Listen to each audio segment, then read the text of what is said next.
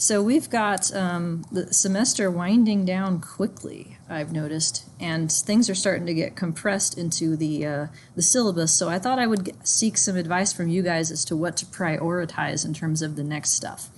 So the next topic after today, which is cross models, is generalized models for multi-level data.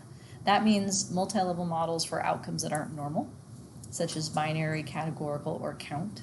Are there particular types of variables that you are more interested in seeing examples of than others in terms of those? I was going to do binary because that's sort of the jumping off point, but are there others that you work with that you'd be? It's like a negative, so like as a distribution is not normal, like it's not like so one of the project I'm working on like has a number of like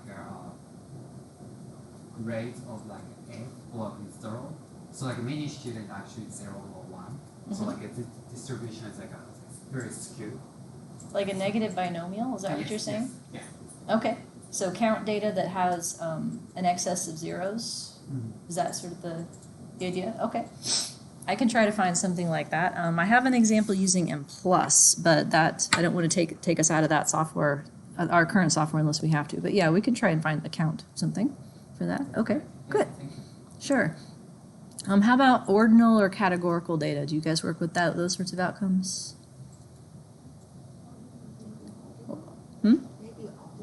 Ordinal?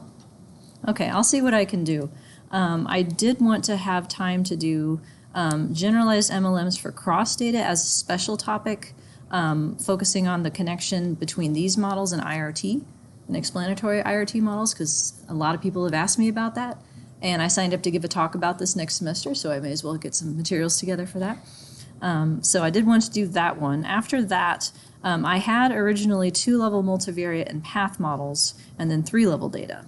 And I'm thinking of switching the order of those because 3-level allows us to stay within Stata and SAS for a little bit longer. Do you guys know how to use M+ by chance? No. A little bit?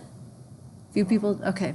Yeah, the problem is that it's hard to do any kind of multivariate or path modeling without that package. Things are limited. In theory, Stata can do it, but I've had little success in actually making it run. So I'll have to figure out what to do with respect to that.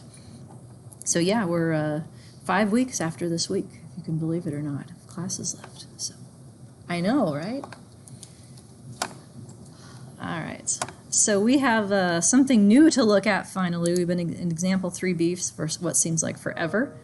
A little bitty lecture and then an example using fake real data. And if time permits, some other stuff to go over from other classes that I thought I would post just for your reference. So cross-classified models is what we're talking about. The cross-classification, the idea that there's multiple sources of nesting going on at the same time. So an extension of what you know how to do where there are 2 types of level 2 units. So what we've talked about so far, 2-level models where the level 1 units are strictly nested. So in my other course, I talk about longitudinal data, occasions nested in persons. In this class, we're talking about students nested in groups for the most part, people in groups broadly construed, so students within teachers or students within schools, that sort of thing. In the later unit, we'll have 3-level nesting. So the idea that people are nested in groups, but the groups are constant over time, so people don't move groups, the idea. In other situations, though, there may be multiple types of dependency or nesting present, but it's due to a crossing rather than a strict nesting. So crossed models or cross-classified models is the terminology that get used. So here's a couple examples. So one that gets thrown out fairly frequently as an example, although I've actually never seen real data that fit this way, is schools, kids, and neighborhoods. So if you think about kids nested in schools, schools would be level 2, kids would be level 1. But it may also be the case that if you know what neighborhood the kids live in, you could think of that as another dimension of nesting. And to the extent that the kids who go to the same school don't all live in the same neighborhood, and the kids that live in the same neighborhood don't all go to the same school, then you can't think about the relationship as strictly nested. Instead, kids are nested within each, but schools and neighborhoods are two different sources of sampling at level 2 that are crossed or classified. So these models would have 2 level 2 models to go with it. And that starts to get ugly to track in notation, and this is the point usually where I switch to a single composite notation rather than having 2 separate level 2s. So it might look something like this. So if we wanted to say, are there differences in kid outcomes between public and private schools, then that variable would be a level 2 variable that captures school random intercept variance. We might also do something like the mean SES of the neighborhood, something that from census data, that would capture variance in student outcomes across neighborhoods. So that would be explaining this other level 2 random intercept variance. And then we also may end up with something like a child variable, which is, say, kid IQ predicting their own outcomes. Now, however, this can't be the end of the story. So kid IQ could predict by some kids are different than others, but with any level 1 variable, what would we have to worry about also? Smushing, otherwise known as contextual effects, right? To the extent that kids are not randomly assigned to their schools or neighborhoods, then the group IQ of the kids from the same place may be a source of variation that we have to consider. And so in that case, if we didn't have any other good measures, we might take school mean of the kids' IQ and put that in as a school level variable. And we might do the same thing on the neighborhood side for that kid level variable. So in terms of what these mean, if we went with original kid IQ as a level 1 predictor, centered at a constant so that 0 is meaningful, this would become the level 1 within effect. So it's the difference between kids who live in the same neighborhood and go to the same school. These 2 multicolored boxes would take on contextual effects. It would be the incremental effect of going to a school with a lot of smart kids after controlling for how smart you are, or the incremental effect of living in a neighborhood with lots of smart kids after controlling for how smart you are. So when there's 2 sources of level 2s, trying to do some sort of group mean centering is tricky to think about because there's 2 different group means that would be relevant. It can be easier just to think of level 2 as contextual effects. That way you're not trying to put them all back together again, so to speak. So an equation would look something like this. This is a single level equation. So I have 3 subscripts to differentiate kids, schools, and neighborhoods. So this is an example of me yet again using letters that mean something to try and keep track of it. You're not wedded to IJK as a rule. I'm going to go with KSN. So the fixed effects are given in red here. So because there's 3 subscripts, I need to have 3 values for my subscripts. The fixed intercept would be the expected outcome when all the predictors are 0. That hasn't changed. If we had school effects, then in terms of the coefficients, the first one picks up a 1 where the S is. So gamma 010 for private is the first predictor of the schools, or first school predictor rather. Gamma 020 is the second predictor of the schools. Same idea with neighborhoods, but the numbers start in the 3rd place because that's where the N is. So SES of the neighborhood is the first predictor of the neighborhoods. Neighborhood mean IQ is the second predictor of the neighborhoods. And what would it be if we added a 3rd one? 003, right? And up here it would be 030. And then kid is the first predictor of the kid level. So we start with the 1 there. Then the random intercepts. Note that there are 2 distinct U's, keeping the notation the same as what you're used to because there are 2 level 2s. So U0S0 is the random intercept for school. It's again phrased as a deviation, how far off your school is in their intercept relative to the one that's predicted for them based on the model predictors for them. U00N, same idea, how far off your neighborhood is from the intercept that's predicted for it based on your neighborhood predictors. And then E is how far off you are relative to your neighborhood and your school.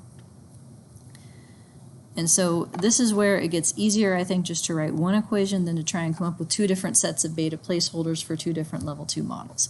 I've tried before and it gets ugly real quick. So I tend to write these things as single level models where level 1 is first and then the other two are in an arbitrary order, schools and neighborhoods in this case. Okay, so do you want to see an example of something that looks like this? Why not, right? I don't have schools and neighborhoods, but I've got primary schools and secondary schools. So I stole a data set from the UPOX book. And he says that it's data. He doesn't specify where it came from, but I am almost entirely sure that it is fake data because there are exactly 1,000 kids from exactly 30 secondary schools and 50 primary schools. So. The other thing is that he has variables for things like SES that are on some sort of scale of 1 to 10, which is not an SES variable I'm familiar with. So I'm going to tell you I have no idea what the units are in this analysis. I have no idea. But I don't have cross data in my life that would meet an easy goal, so I stole this one. I actually expand on his example in a different way to make sure that we're not smushing any of the level 1 predictors. In his example, he smushed them. So. I believe he generated them to only have level 1 variance, but just to provide a more general example, I made sure to do it taking into account contextual effects. So this is example 4. So we have 2 student level variables of interest, student SES and student achievement in secondary. Because I don't have any better school level information about these variables, I decided just to compute the means for each of my level 2 units. So the original data set sorted by primary school, I'm keeping primary school denomination, which is a 0-1 variable that went with it so that it can be part of the aggregate data set. And then the means per primary school for these 2 variables are going to be saved to a new data set, and they're called PM as a prefix. So this is primary school mean.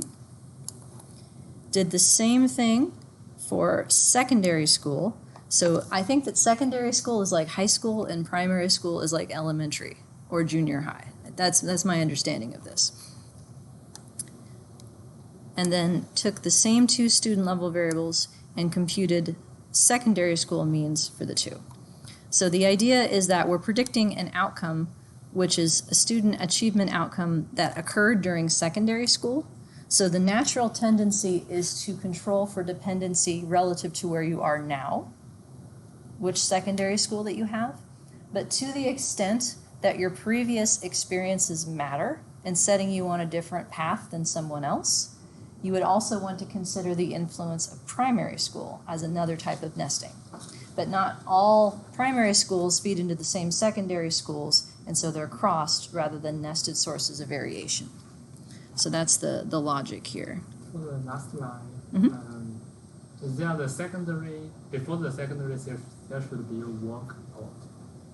Say that again? The secondary out equal to secondary. Mm-hmm. That should be work dot. Yeah, let me add that. It's work is the default, but just to make it clear where it's going, thank you. Yep. So I labeled the new variables, merged them back into the data, and then the mean of the SES variable is about 4, so I centered all of them at 4. The pupil version, the primary mean version, and the secondary mean version. Then ran descriptives on each of the data sets. So I have a primary data set, a secondary data set, and the main data set. And this is what I came up with here. So denomination, I think that's whether it's public or private. That's another word that wasn't quite defined, and so I think it's private is the 1 in that case, public is the 0. So about 60% of the primary schools were private, 67% of the secondary schools were private. And then in terms of achievement as the outcome, you can see that we do have some variation in achievement across primary schools. We have some variation in achievement across secondary schools, and of course a lot of variation at the student level as well. Same thing is true for SES. There's at least some variation in SES across the primary schools on average. Likewise, some variation across the secondary schools on average, and for that reason, I'm going to put that in the model as a contextual effect to make sure that my effects are not smushed all together. So there's two different kinds of contextual effects. The code in Stata is a lot shorter because of this eGen option that allows you to put the mean directly into the same data set in one line. So that's one of the things I like about that particular program.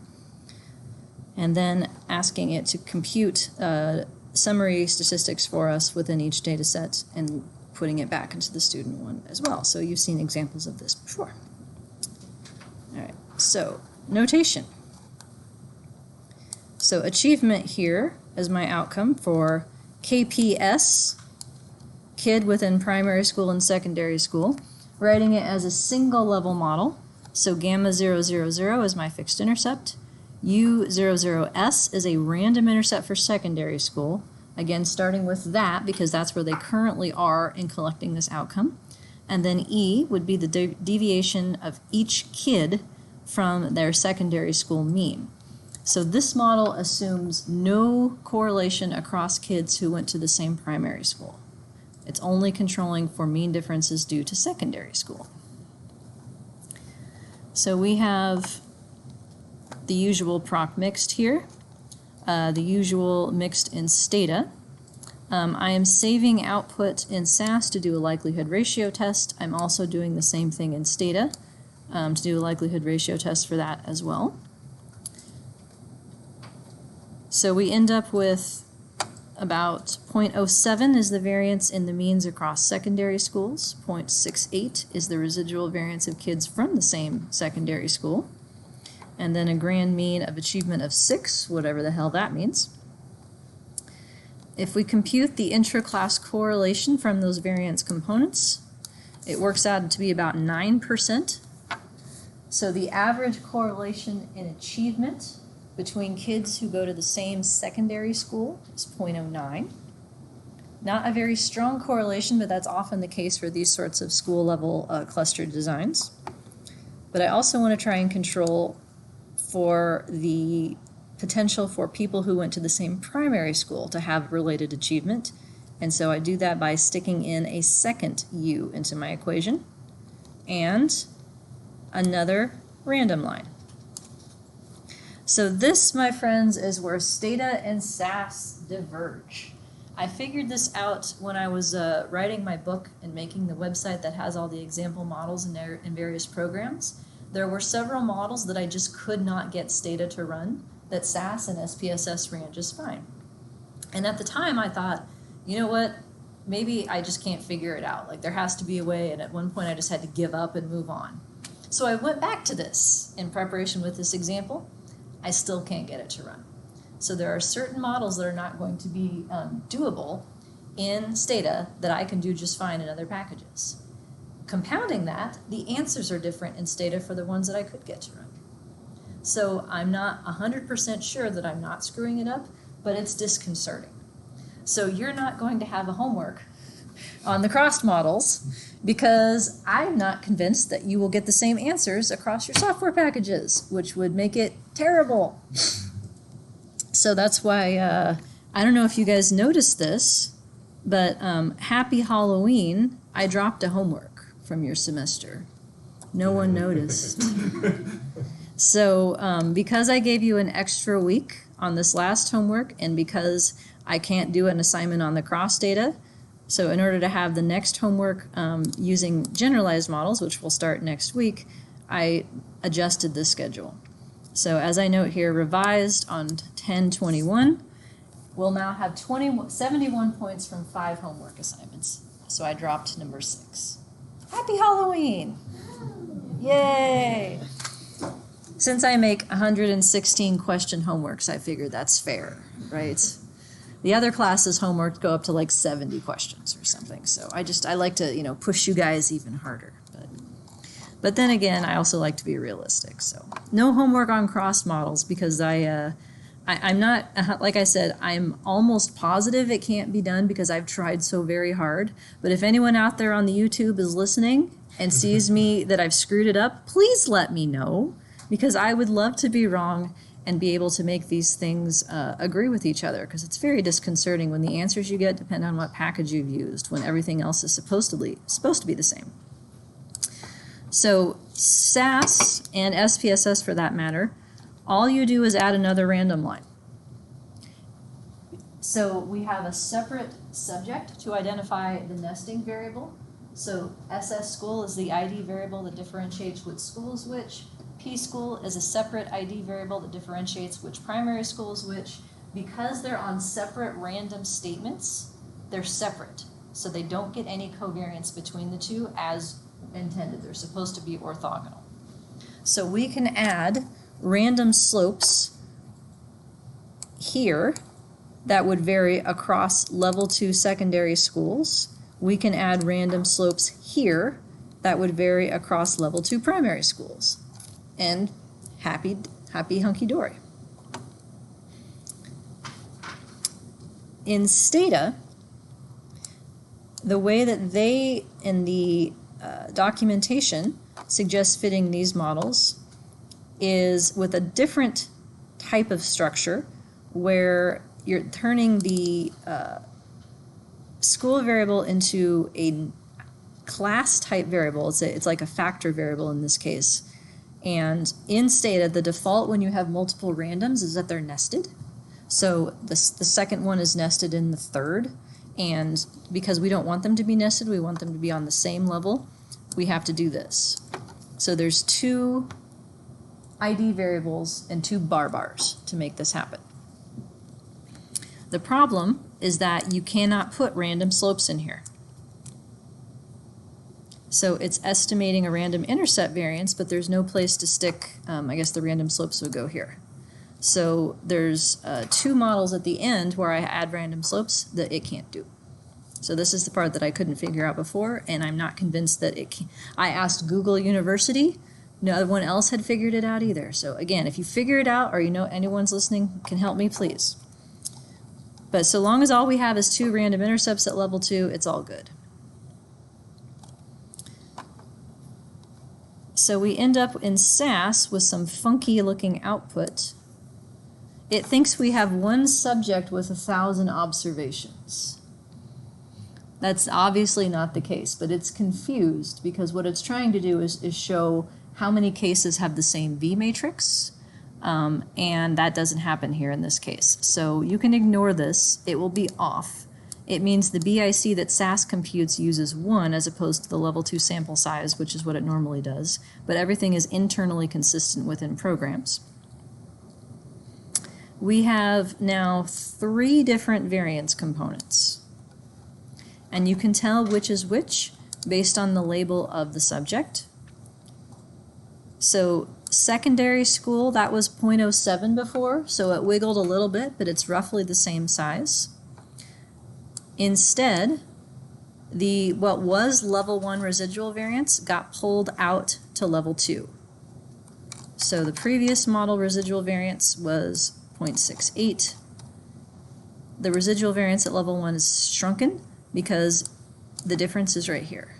So it's pulling things out of residual to form another level 2 random intercept variance. The question is that new random variance significant? So here's one way I could answer the question.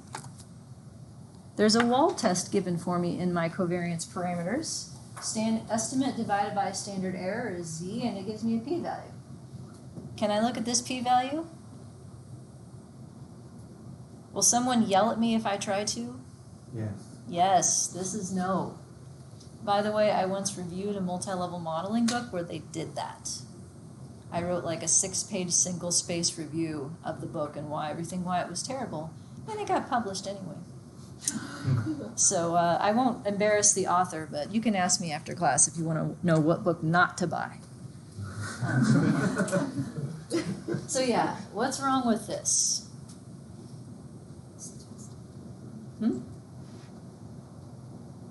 Why is somebody going to yell at you?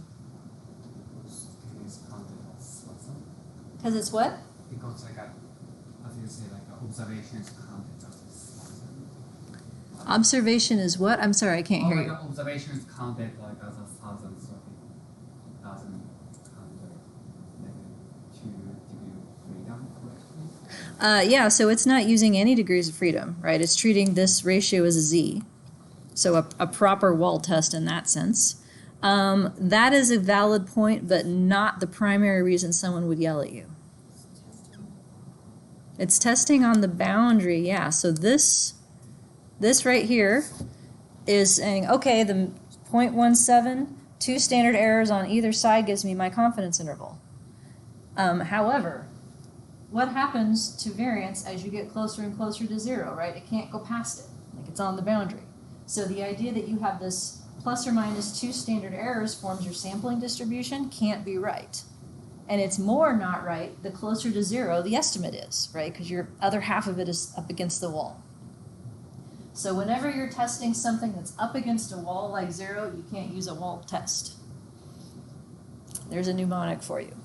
No wall test for things that are on the wall. What do we do instead?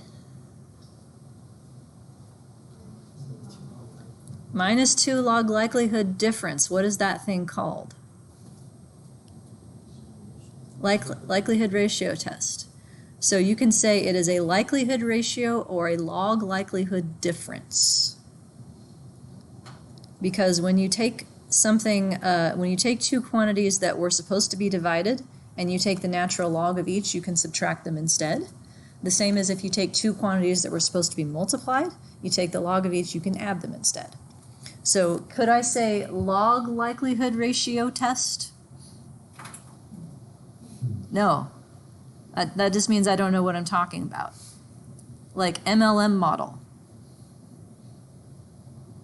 Yeah, wait. That's okay, right? An MLM model? Just like an SEM model? Yeah, multi-level model? Structural equation model?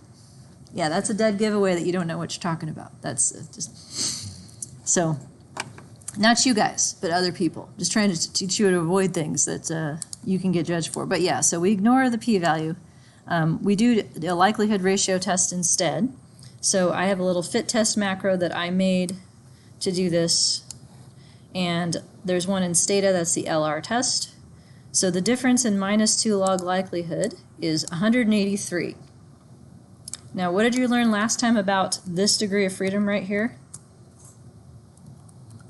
Is it technically correct to use 1 to test whether or not a variance is different than 0? No, it should be a mixture of 0 and 1, but do I need to care about this today?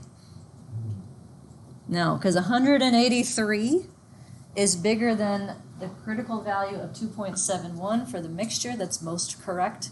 It's also bigger than just pretending that it's 1, which the critical value is 3.84. So either way, evidence suggests that yes, adding a second random intercept variance makes the model fit better. And now we need to get an effect size for that. So when we just had a regular 2-level model, we have a likelihood ratio test that's given on the output by default. This chi-square, by the way, that is minus 2 log likelihood difference. It's supposed to be distributed as a chi-square, and so that's why they label it as such. That's your significance test for whether or not you have dependency due to secondary schools. The intra-class correlation is the effect size that goes with that. So it's a way of describing the random intercept variance as a proportion, which is a standardized way of expressing it because it ranges from 0 to 1. However, in our crossed model, that doesn't make a lot of sense. Rather than providing intra-class correlation per se as an effect size, what I would recommend doing instead is just the proportion of variance that's due to each source. That is the same thing when you have a straight up two-level model. It is not the same thing when you have a crossed two-level model. So each of these sources of variation is orthogonal from the others.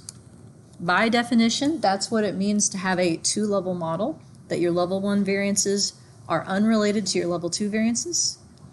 And because we've set it up to have two different randoms, these are unrelated as well.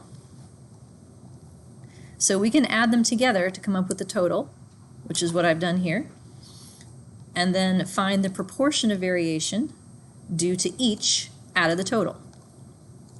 So this is what I would suggest rather than a traditional intra-class correlation. It's just a straight up proportion of variance.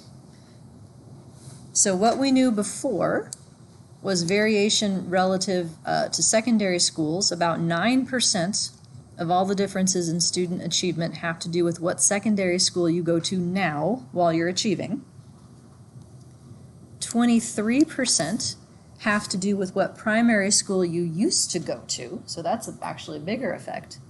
And the remaining 68% are differences between kids with the same history of schooling. So that's one way of conveying the size of this dependency in a metric that people can follow. Here's another. Random effects confidence intervals. So I had a question after class. How are these different from the regular confidence intervals that you see? So for instance, if I pull up the Stata output, Stata gives me confidence intervals all the time. I think I can make that big. So for instance, I end up with confidence intervals in the Stata output around things, right?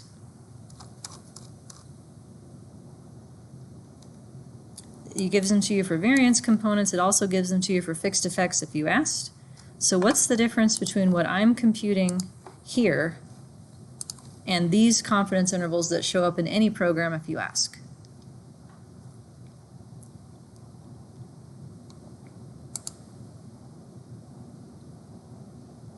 Do you remember? What do these ones mean? Let's start here.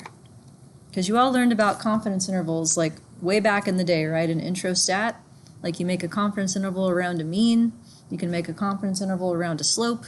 This one's around a variance, assuming a normal sampling distribution. What does that mean? What does that refer to? So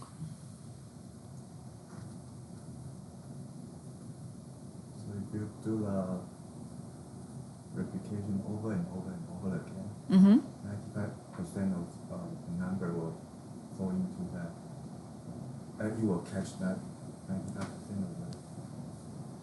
No, 95% of that result will fall into that interval. So if we redo the study a bunch of times, 95% of the time, this interval will capture the population parameter, right? So my point is that this interval describes this number. It's the precision of this number, this point estimate, so to speak. Like how certain are we that our variance is 0.06? If we redid the study a bunch of times, like how wiggly is that 0.06? Like that's the idea. This is not the same as this. So what's going into this random effects interval, which I don't have a program that calculates it, so I built an Excel sheet that does it.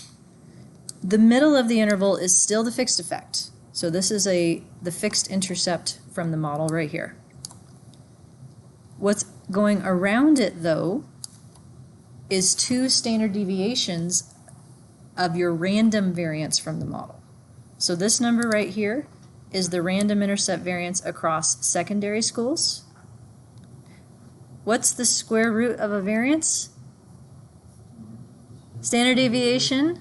And what percent of your observations, if your distribution is normal, should be within about 2 standard deviations on either side? Yeah, that's 95%, right? So what this is trying to do is figure out, okay, so the middle intercept for my sample is 6.3. But I have this random variance around it. Like, how much is that? So 95% of secondary schools in my sample are predicted to have school-specific intercepts around that, this big. So this is in the metric of school mean achievement, is what the intercept means in this case. I can do the same type of interval, but swapping out the random variance for secondary schools with the random variance for primary schools. Now this is bigger, the interval is wider. Mm-hmm. Since you mentioned that, so you said you don't compute the random effect specifically for each person, right? Mm-hmm. Okay, because it's shrinked. Yeah. If I calculate that and I add them for each person and I add them to the fixed effect, and I compare the lower end, like I compare the interval to that interval, like generally speaking, like that interval is like smaller than this one? Yes, because of shrinkage. Okay. So shrinkage, by the way, is the tendency for, if you were to try and predict for each level 2 unit what their individual U should be, the U's that are more discrepant from the mean and the U's that are based on less information are going to be pushed to look more like the mean because they're treated as less reliable. And that pushing tendency is called shrinkage.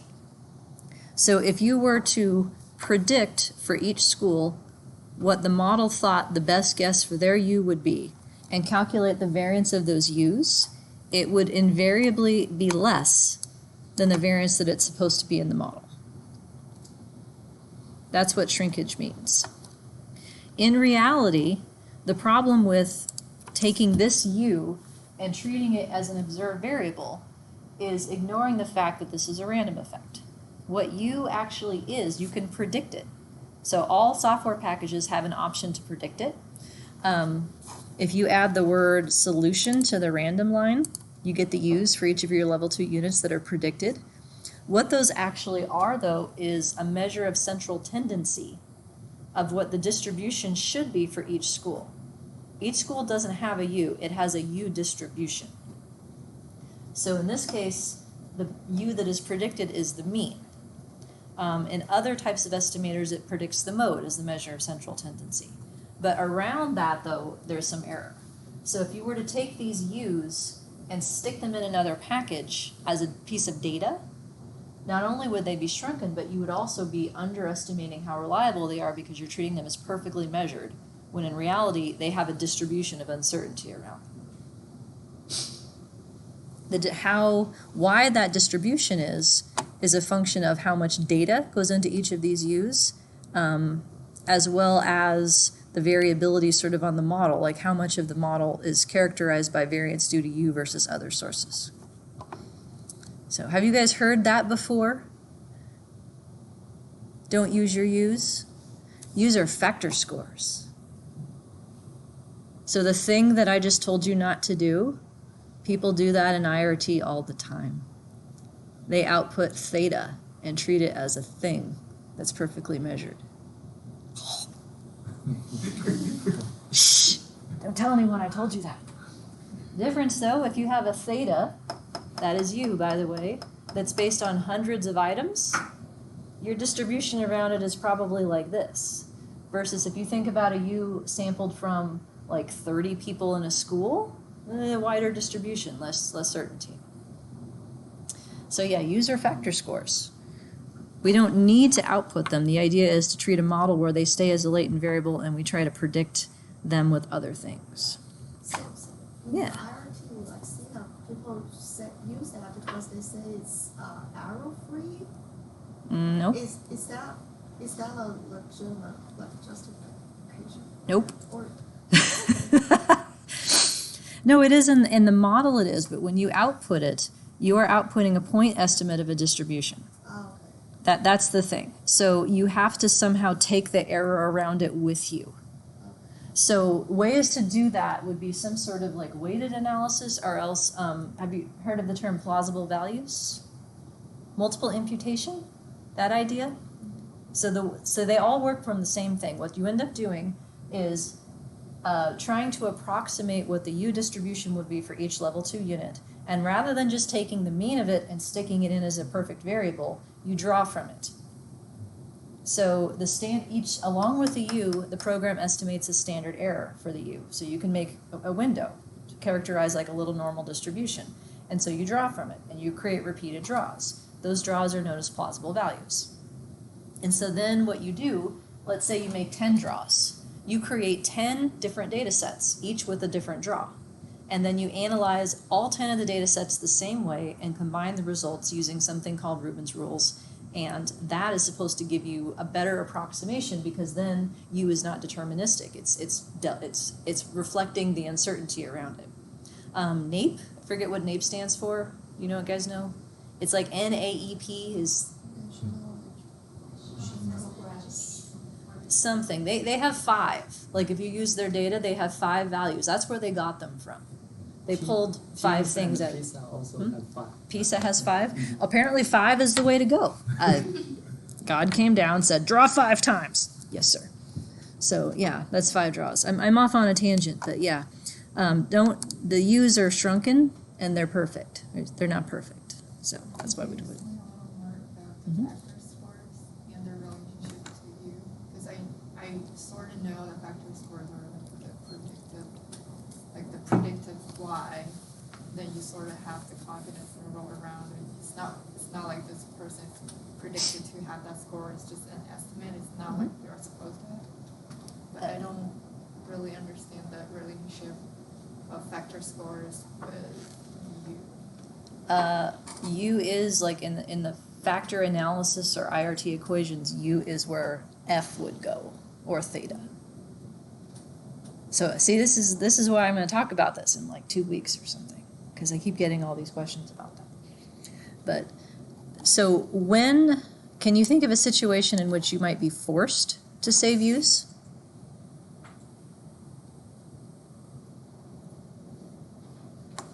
In all the models that we've done so far, U has been an outcome, right? Like we're modeling student achievement, and we have secondary school differences on average in average student achievement.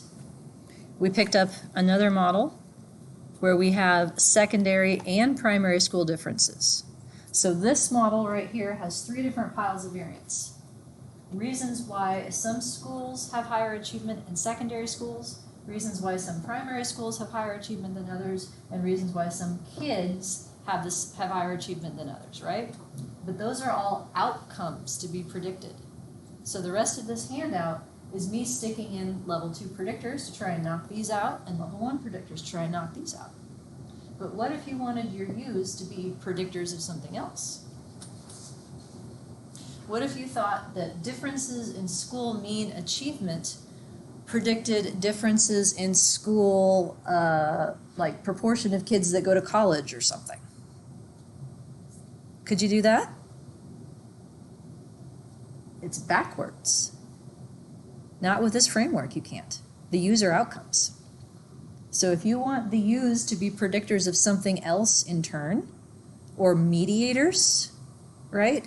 So maybe public and private school predicts achievement, and achievement is what predicts the proportion of kids who go to college, something like that. Can you do that with this software as it is right now? Should you go to SEM instead? You have to go to either a multivariate version of these multi-level models, where you can have U's be predictors or outcomes or both, or you have to set it up as a structural equation model with single level data, or multi-level structural equation modeling is what people call it when it's actually just multivariate multi-level modeling. So if you don't have those techniques in your back pocket, you might be tempted to output your U's, just put them in a model to go predict something else. So that's when it comes up. But yeah, do you want to learn how to do that? Multi-level structural equation modeling? Doesn't that sound fancy? It's not. You guys, here, I'll show you what it looks like I'll show you one picture what it looks like, and you'll be like, oh, that wasn't nearly as cool as I thought it would be. Hang on. Let me find lectures.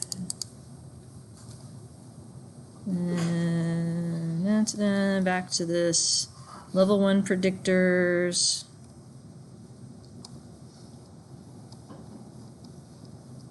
There. If you remember this picture, the y side, we have intercept variance, we have residual variance. The x side, we had to carve our x up into two different observed variable predictors. If you let the model take x and carve it up into variance components instead, that's all it is. So you model x at the same time you model y. You let it figure out how much of x is random intercept variance, how much of x is residual variance, and those circles replace those boxes. That's multi-level structural equation modeling. Kind of anticlimactic, huh? It doesn't actually have to have a measurement error, like a measurement model to be part of it. That's what they call it. That's why I make the distinction. It's just a multivariate, multi-level model. There's no measurement model per se. You could do that if you had latent variables, if y and x were themselves latent variables that were indicated by indicators. You could combine forces, but that's a different class. So, anywho, off on tangents. This is what happens when I have like 2 Mountain Dews in one day. I'm out of control. All right, so this is where we were. Use as outcomes for today. And the idea is that we have 2 different kinds of level 2s going on at the same time. It's cross-classified. So we can add predictors. So I'm adding whether or not the primary school is denominational, which I think means private, and whether or not the secondary school is as well. So note the subscripts. Primary denomination varies only across P units. Secondary varies across S units. And this is the first predictor of S, and this is the first predictor of P. So you throw them in the model, just like before. So they go here in SAS and here in Stata. I have done some effect size stuff for you. So out PM, do you remember what this does? This thing in SAS and the analog right here in Stata is right here. Both, I was going to say, it saves it so that you can use it later in another analysis. well, it saves, so out PM saves a column of model predicted outcomes using the fixed effects. And in Stata, that's what the default is. It's predict XB is the option to make that explicit, but it's doing the same thing. In Stata, it's appending it to the current data set. In SAS, it's making a new one. If you take that column of fixed effect predicted outcomes, correlate it with the original outcomes, square that correlation, then that gives you total R square, which is exactly how R square is defined in single level regression models. That's where I stole it from. Here's another example of a multivariate wald test for the 2 sources of denomination, putting those together. So here's some output. So it looks like that one's not significant and this one is close to not significant. We'll call that approaching. The effect sizes that go with them, we can do it a couple different ways. Here's my pseudo R square. So the model has explained, relative to the empty means model, about 10% of the secondary school variance. That's the first one. Which predictor did that?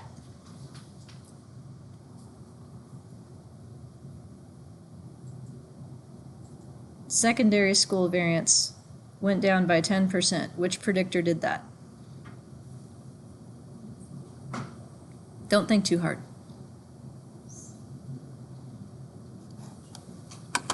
Yeah, secondary. Why is it that some secondary schools have higher achievement? Well, because private schools do a little bit better than public schools, and that explains part of the reason for that level 2 random intercept variance across secondary schools. Not significant. Here's the effect size that goes with it. Likewise, the model explained 2% of the reasons why some primary schools have higher achievement averages. That was because of that one.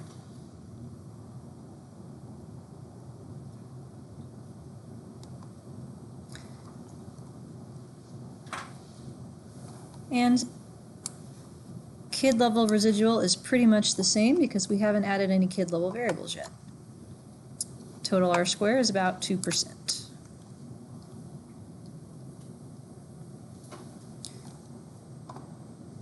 We can add pupil SES as a level 1 predictor, and this is what Upox does in his book. Add it by itself. Here's pseudo R square. So we've explained 4% of the level 1 variance by adding pupil SES, which is significant. Kids with higher SES do have better outcomes. But we've also explained 5% of the secondary school variance. Rutro Raggy. That is a Scooby-Doo reference for those of you who are young. No? It's a cartoon. I watched it as a child and it's still on. So, Scooby-Doo, where are you? No? Scooby Snacks. Yes, that's where that came from. Before it referred to something that you eat while high, I think. Which I think is its current definition right now. But okay, so here's my level 1 effect of pupil SES. For every unit smarter you are, or richer you are, you're 0.1 smarter. That explains 4% of the individual kid level variance, as well as 5% of the school level variance across secondary schools. How did that happen? How can I add a kid predictor and somehow capture secondary school variance?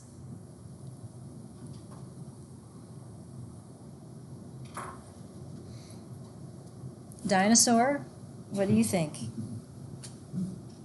How can I add a kid predictor and somehow reduce school level variance?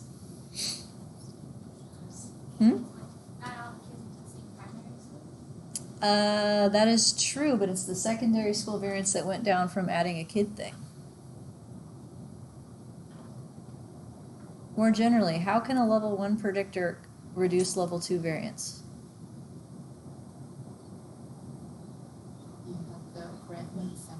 I have it grand mean centered. Is that cool? What did I forget that I didn't really forget? I just followed the example in the book. You need to add the group. I need the group. What have I put here? This is our friend the smushed effect. This assumes that there are no contextual effects. That after controlling for your own SES, it does not matter how rich your schools are.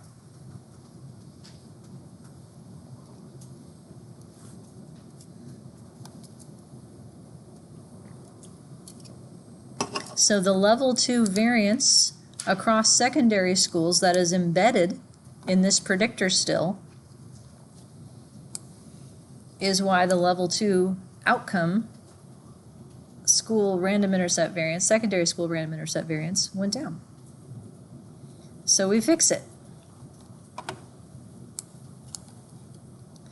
I added school mean SES for secondary schools as well as for primary schools.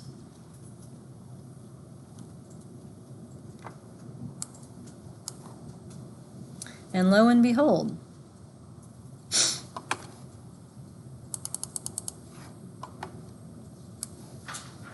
one of the contextual effects is almost significant.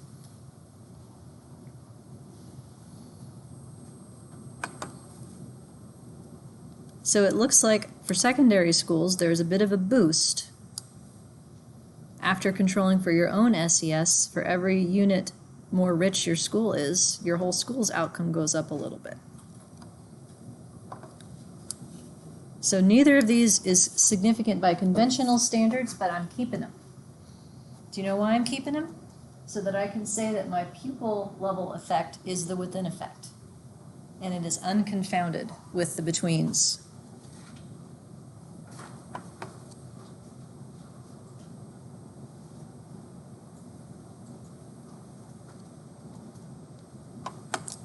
All right. So effect size for that. Random slopes. So level 1 predictors can have fixed effects. They can have random effects, right? So in this context, what would a random effect of student SES mean?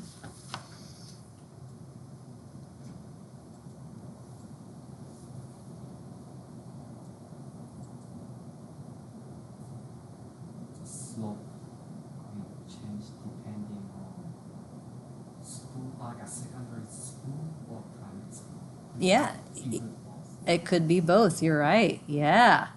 So the level 1 within schools effect of SES is the slope between student SES and student outcomes.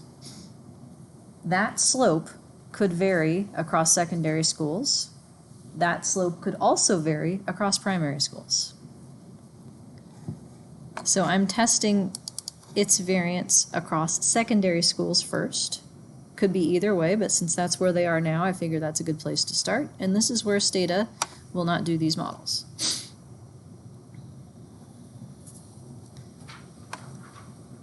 So here's secondary school variances. And I have your turn to label these. What's the first one?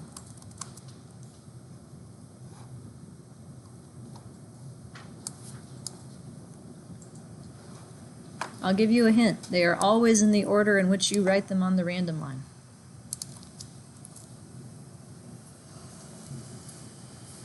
What's the first one? Yeah, I like that. Leftover secondary intercept variance. And this one is covariance of secondary intercept and secondary slope. Give you that one. What's this one?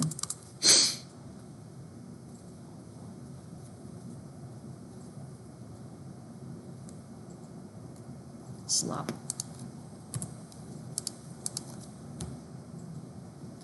What did we just add?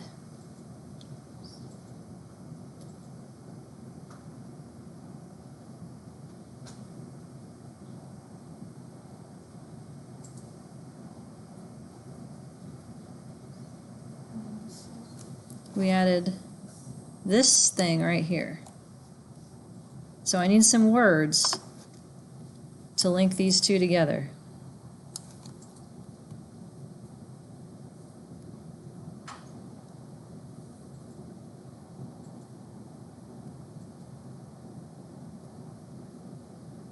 Leftover secondary random. So I'm going to say secondary random slope of pupil SES, but I'm not going to say leftover. Okay. Are you okay with that? Sure. Sure? It's like I'm easy. Do you know why I don't want to say leftover? That's the amount you explained. You took it from the residual. Well, it did come out of residual, but that's not why I'm not saying leftover. So I said you could say leftover here, right? Because we used to have so much random intercept variance, and then we explained some of it. So this is leftover. But this random slope variance we just added is brand new. It's not left over yet. It's all of it. So it's a level 2 variance across secondary schools of the level 1 effect of student SES on student achievement.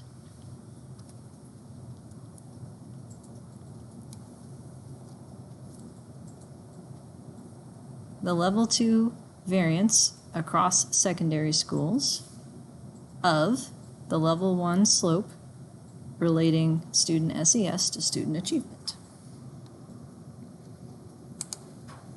Is that after controlling like any effect from the primary school? So these are differences across secondary schools that are irrespective of primary schools. Independent. Yeah. Like after adjusting for like as a primary school. Primary school differences in intercept are accounted for, but any primary school differences in random slope are not accounted for. Those would still be buried in level 1 residual. We haven't pulled those out yet. That's coming next. So we added one random slope.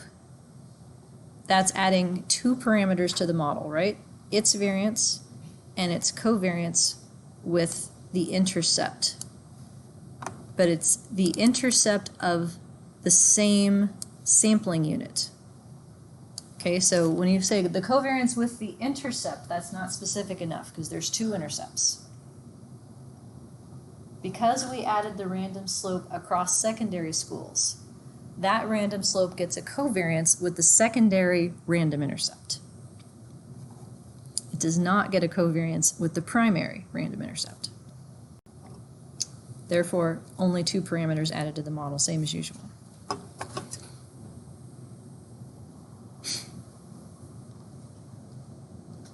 Is that significant? Survey says, see, did you catch it? Why are you laughing? Family feud. Family feud. Yes, thank you. Do they still say survey says on the new Family Feud? That was back from when it was Richard Dawson, like in the 80s. I watched that. That one? Okay, yeah. Well, I say survey says. I thought you were laughing because you had foreseen what was going to happen here. Uh-oh. Why am I saying uh-oh? Look at these numbers.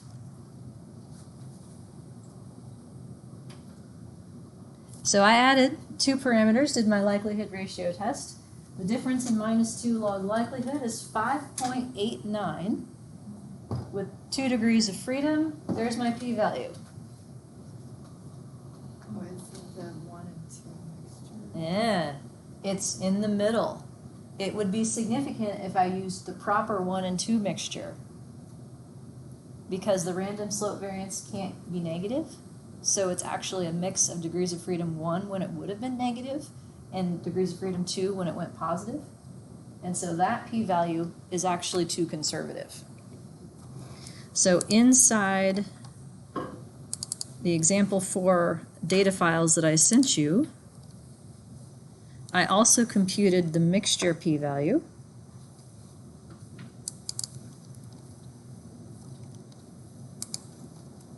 I don't know if you can see the you can't see the formula, but the way I did that is the p-value that would go with this -2 log likelihood difference for 1 degree of freedom times 0.5 plus the p-value that goes with this degree of freedom, or this -2 log likelihood difference on 2 degrees of freedom weighted by 0.5.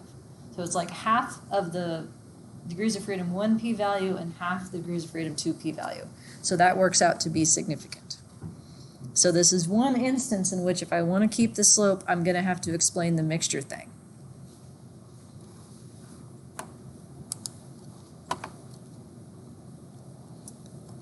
So we need the slope.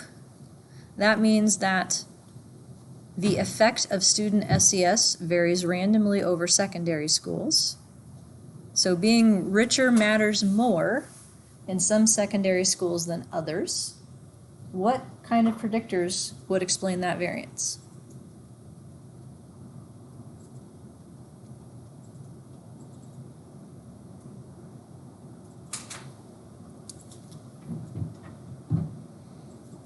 So being a richer student than others matters more in some secondary schools than others. What kind of effects would explain that source of variance? What type of predictors?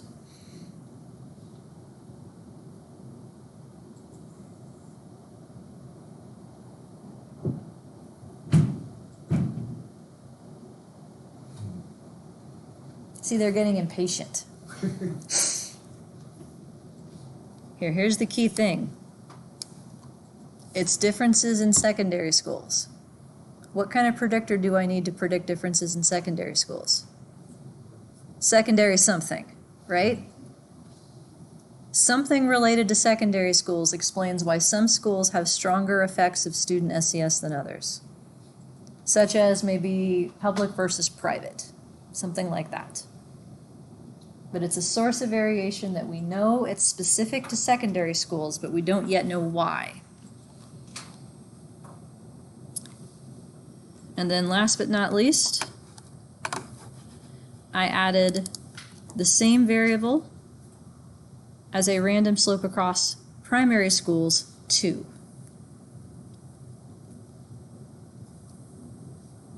So that is another degree of freedom 2 change, because I've added its slope variance and its covariance with the primary school random intercept.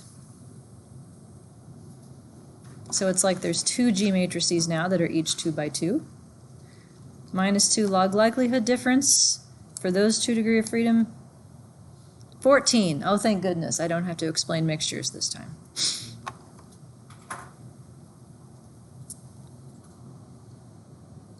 So we also have random variation in the effect of student SES across primary schools. Hang on, that's typo. Primary schools. What kind of effects explain that variance?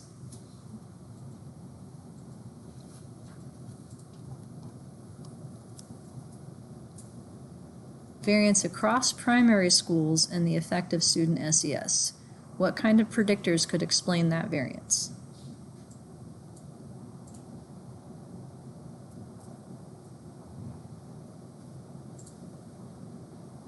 Don't think too hard. Primary school things, yeah. Why is it that some primary schools have student SES that matters more than others? Well, I don't know, but it has something to do with primary schools. I know that much. And I can compute effect sizes to go with those random slope variances. They're significant, but I also want to try and convey what they mean practically. So the center of my random effect confidence interval is the fixed slope itself for level 1.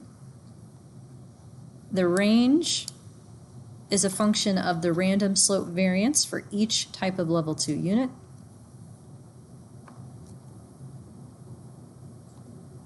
This one is another typo. Looks like a find and replace problem here. I'll fix that. So the range of the slopes then. The slope range is predicted to span from negative to positive across secondary schools as well as across primary schools. So even though on average it looks like student SES is helpful, it's a positive slope, it's not predicted to be positive for all the schools.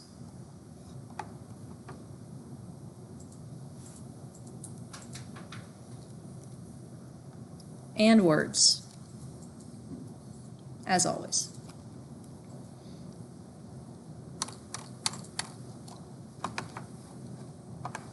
So one more thing that is possible to do that I didn't do. You can also have random slopes across level 2 units of the other level 2 unit. Right? So, for instance, the effect of primary denomination could vary randomly over secondary schools. The effect of secondary denomination could vary randomly over primary schools. What that would mean, I have no idea, but it's possible. And so in the crossed models that I'll show you for the generalized case where it's persons and items, it makes more sense. So if you think about a test in which everybody takes the same items, that's a cross design. Items are not nested in students, students are not nested in items, they're crossed. A given response came from a certain student and it came from a certain item. So it's the same idea as this. So why is it that some items are more difficult than others? Well, features of the items, right? Like they require more working memory, or it's a longer text passage, or something like that. Do you think that students would be differentially impacted by those sources of difficulty? Would some students get thrown off more by excessively long passages, for instance? Sure. So the effect of an item characteristic could vary randomly over people, even though they're both at level 2. The effect of a person characteristic could vary randomly across items. I have a harder time coming up with an example for that, but it's possible. So, and these models, by the way, are the heart and soul of something known as value-added modeling. Have you heard about this in any of your other classes or research? Value-added. Do you know how those models work? They try to cross teachers and students. So if you have data from a student who's been through multiple teachers and a teacher who's been through multiple cohorts of students, they try to estimate what the unique value of a teacher is, right? They output the teacher's U, and that's their value. It's either a fixed effect or a random effect depending on the model, but this is the architecture that does that. So all the stuff we said before about shrinkage and, oh, by the way, do you think teachers are randomly assigned to their students? No. Like, if I had my way, I'd pick the students who were like the lowest, that way I could be like, look at how much better they are, right? And then other people are like, no, I want the smart kids because they're always going to do good and it makes me look good.